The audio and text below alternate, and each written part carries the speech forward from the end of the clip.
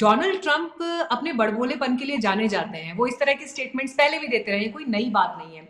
लेकिन अब वो जिस अंदाज में बातें कह रहे हैं, एक पावर प्ले की कोशिश है, लेकिन सिर्फ इसको पावर प्ले तक सीमित ना रख के अगर हम उससे आगे की बड़ी पिक्चर के बारे में बात करें, तो क्या ये एक नए वर्ल्ड ऑर्डर की तरफ जाती हुई चीजें दिखाई दे रही हैं? और साल 2025 में ट्रंप की ये स्टेटमेंट्स किस तरह की हलचल वर्ल्ड वाइड पैदा कर सकते हैं? मीनाक्षी जी, अगर ग्लोबल सिचुएशन को अभी देखें तो मैं कहूँगा कि rise of conservative parties generally और कंजर्वेटिज्म दुनिया भर में शुरू हो गया है।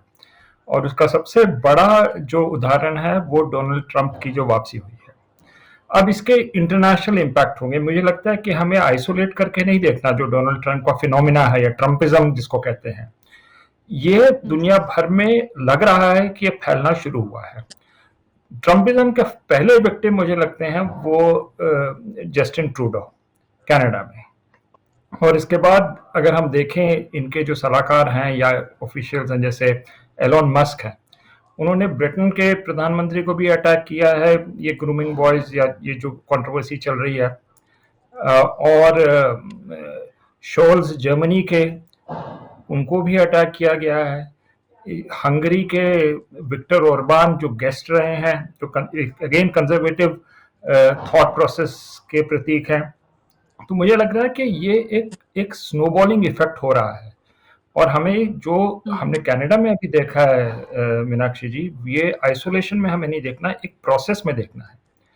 और ये आगे भी मुझे लगता है कि ये स्नोबॉलिंग इफेक्ट वेस्ट में हमें सामने देखने को मिलेगा। फार राइट जिसको कहते हैं एएफडी, वो जर्मनी में स्ट्रांग हो रही है। उसी तरह से मेरीन लेपेन की पार्टी जो है वो फ्रांस में स्ट्रांग हो रही है। तो एक बार इंकरेजमेंट यूएस से अगर मिलती है तो मुझे लगता है कि पूरा एक तरह से मूवमेंट बन रही है जो पूरे वेस्ट को एंगल्फ करेगी, और उसका रिपल इफेक्ट जो है हमें एशिया में भी नजर आएगा। सर, आपने एक फ्रेज का जिक्र किया या एक शब्द अगर मैं कह लूं, ट्रम्पिज्म। मैं चाहूंगी कि आप हमारे दर्शकों के लिए इसको जरा डिकोड करें थोड़ा सा और। हाँ मीनाक्षी जी, इंटरेस्टिंग है ये, क्योंकि अगर हम देखें जो बाइडेन एडमिनिस्ट्रेशन है, इनको हम कहेंगे आइडियोलॉजी अगर देखा जाए तो ग्लोबलिज्म की आइडियोलॉजी। वो अपने अमेरिका को पूरे ग्लोबल चेंज के संदर्भ में देखते हैं कि सिर्फ अमेरिका आइसोलेटेड या नेशन स्टेट की तरफ नहीं देखते। वो एक पूरी आइडियोलॉजी जिसके अंदर वोकिज्म आ जाता है, न्यू लिबरल आइडियोलॉजीज आती है, और एक तरह से वर्ल्ड के ऊपर अपनी छाप छोड़ने की आइडियोलॉजी, ये हम देख रहे हैं। ये बाइडेन के साथ थी। बाइडेन के पीछे फोर्सेस हैं जैसे जॉर्ज सोरोस हैं, डीप स्टेट जिसे कहते हैं अमेरिका की, वो पीछे है। ये ग्लोबलिज्म का फिनोमिना था। ट्रंपिज्म इसके बिल्कुल विपरीत है। ट्रंपिज्म कह रहा है कंसोलिडेशन इन अमेरिका फर्स्ट, हमें ग्लोब से एंगेज करना है, लेकिन हम कोई अति राष्ट्रवाद कह सकते हैं इसे।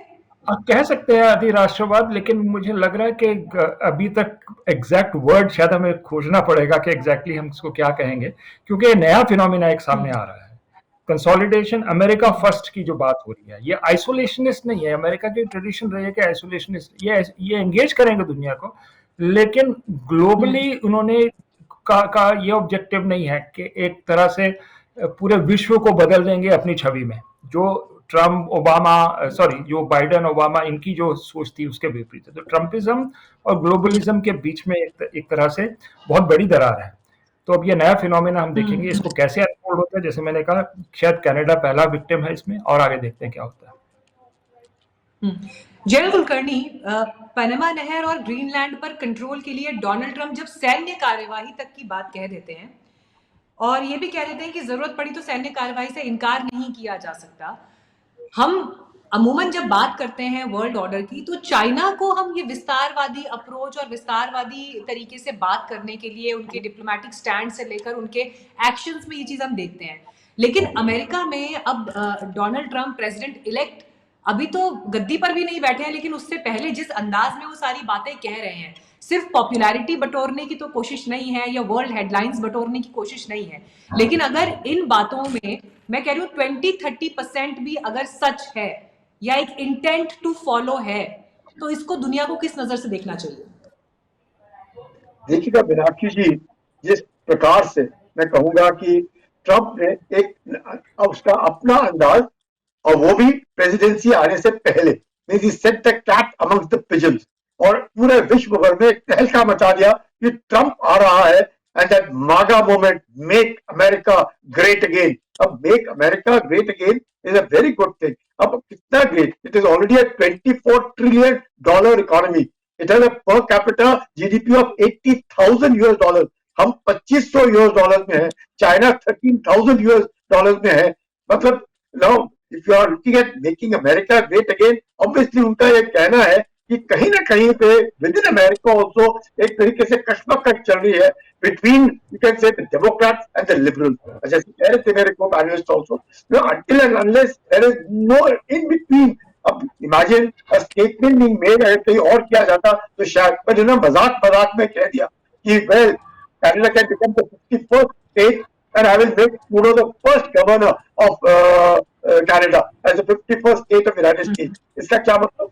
यही नहीं, उन्होंने कहा कि पनामा में जो कनाल बना हुआ है दैट ऑल्सो अमेरिका ने बना करके दिया, पर इसका फायदा तो चीन उठा रहा है, पनामा हमारे पर टैरिफ्स लगा रहा है। तो again is already eyeing for Panama Canal, saying that Panama Canal must fall back to America।